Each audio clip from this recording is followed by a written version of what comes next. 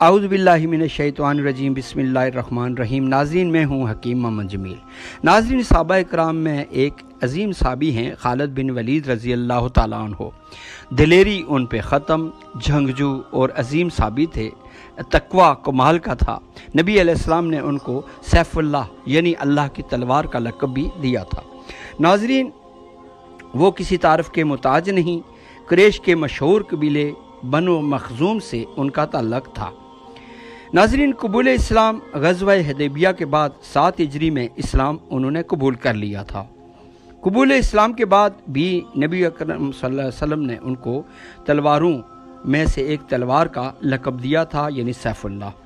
ان کی مشہور جنگیں اور بہادری جو ہے، ان کے قصے دور دور تک آج بھی مشہور ہیں، اور جب خالد بن ولید رضی اللہ تعالیٰ عنہ کا ذکر آتا ہے تو ایک دم سے ان کی دلیری بھی یاد آتی ہے۔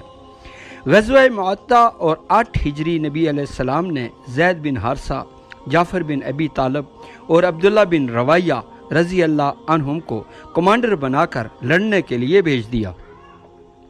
اس جنگ میں تینوں شہید ہو گئے۔ خالد بن ولید رضی اللہ تعالیٰ عنہ نے قیادت سنبھالی اور 3000 کے لشکر کو رومیوں کی 2 لاکھ کی فوج سے بچا کر واپس لے کر آ گئے۔ یہ بڑی کمال کی بات ہے۔ فتح مکہ 8 ہجری خالد بن ولید رضی اللہ تعالیٰ عنہ نے قریش کے خلافت اور ایک دستے کی قیادتیں سنبھالی اور بڑی حکمت سے جنگ کے بغیر شہر فتح کر دیا۔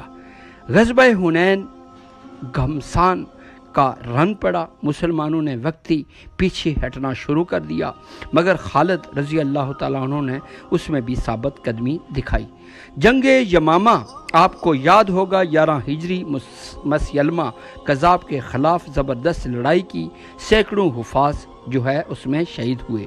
خالد رضی اللہ تعالیٰ عنہ نے دشمن کے دل ہلا دیے اور جھوٹے نبی کو ختم کر دیا۔ جنگ یرموک 636 عیسوی رومیوں کے خلاف فیصلہ کن جنگ ہوئی۔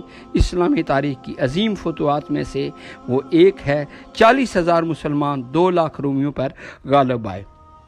عراق و شام کی فتوحات خالد بن ولید رضی اللہ تعالیٰ عنہ نے عراق، شام، دمشق اور فرات اور حلب، حمص جیسے علاقے بھی فتح کیے۔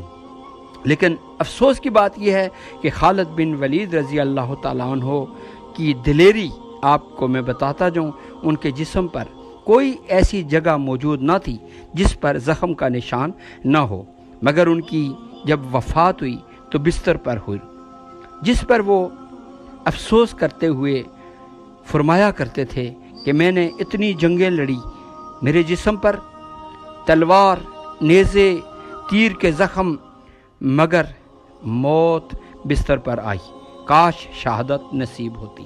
یہ تھا تعارف جو ہے خالد بن ولید رضی اللہ تعالیٰ عنہ کا۔ وہ کسی کی تعارف کے محتاج نہیں۔ ہمارے صحابہ کرام نے ہمارے دین کے لیے، دین اسلام کے لیے بے حد قربانیاں دی۔